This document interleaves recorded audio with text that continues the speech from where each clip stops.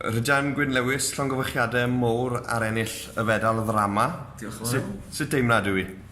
Gret, gwrth modd.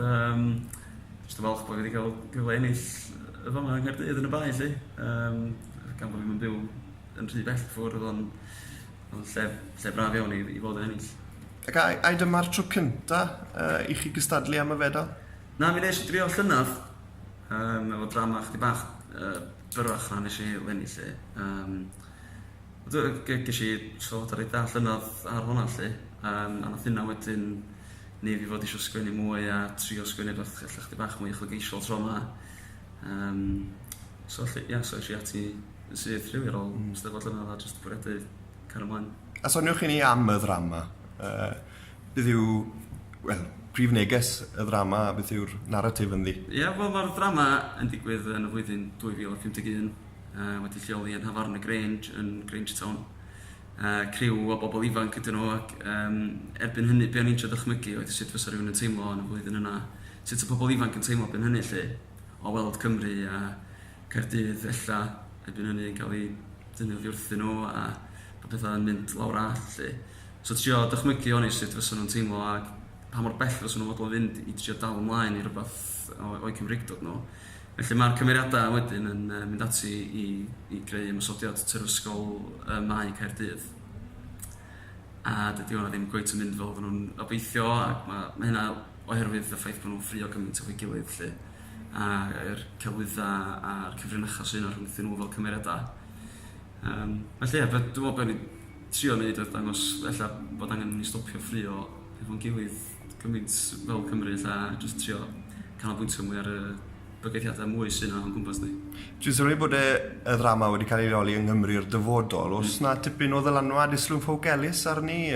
Fel y nofel Wythnos yng Nghymru Fydd, neu?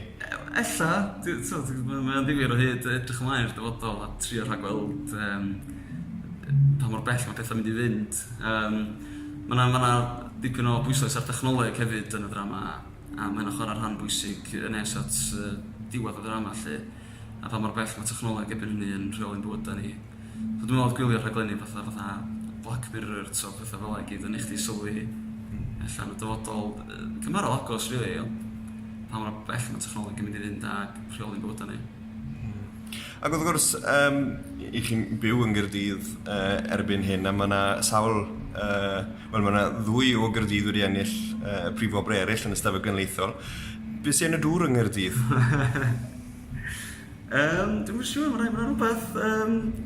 Mae'r Grange wedi agor yn ddiweddar yng Nghaerdydd, ella bod y bobl yn dod i gael rhyw ddiod bach allan ni'n cwynt dŵr ddim yn fod o fanna lle. Dwi'n meddwl mae'n teimlo, mae lot o bobl eisiau creu yng Nghaerdydd, dwi'n meddwl ar hyn o bryd. A mae'n neis gweld enillwyr ifanc yn ennill trwy'r wsos lle, a mae'n rhaid bod yna deimlad bobl eisiau ennill yma yng Nghaerdydd lle. Oes na gylch llynyddol eitha cryf i gael yng Nghaerdydd? I chi'n cyd-drafod eich gilydd? Oes ma na, dwi wedi bod yn mynd i'n osweithiau bragdyr beirdd. Dipyn, maen nhw'n cynnal osweithiau gret yn Canton lle. Mae yna griw dan yn nhw fanna oedd nhw'n gwneud yr Superstomp nos Lun.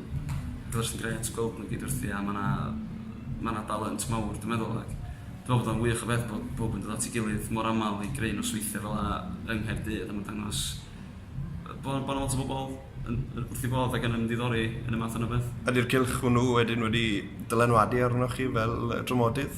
Wel, barddoni mewn o fanna, dwi'n meddwl bod fi'n fardd o gwbl. Dwi'n gadw hynna i mrawd mawr githol yn ei hynna i gyd. Dwi'n rhaid i trio gwneud hynna lle. Ond, dwi wastad wedi bod efo mwy o ddordeb mewn drama a ffilms. Dwi'n meddwl lot o ffilms. Dwi'n rhaid i bod yn darllenwr mawr. Mae gen i wylio rhywbeth a dwi'n meddwl bod y buzz dwi'n gael o fynd i theatr neu i'r cinema. Dwi'n meddwl dipyn mwy i fi yn personol na fysa fel allan. Unwaith ar agor llongyfarchiadau mawr i chi. Diolch A diolch i chi. Diolch.